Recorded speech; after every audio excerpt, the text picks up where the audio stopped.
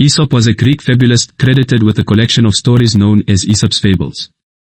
We feature them in our favorite fairy tales.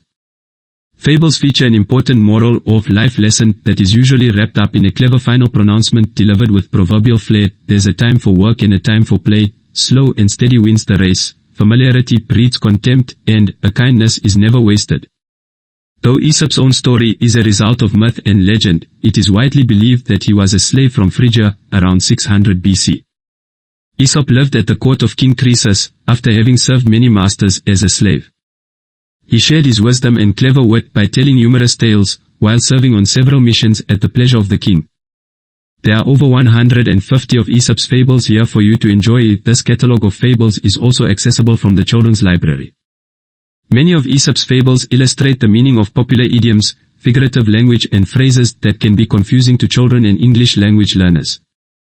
Most of the stories in this collection have wonderful illustrations and are a delight to enjoy with your family.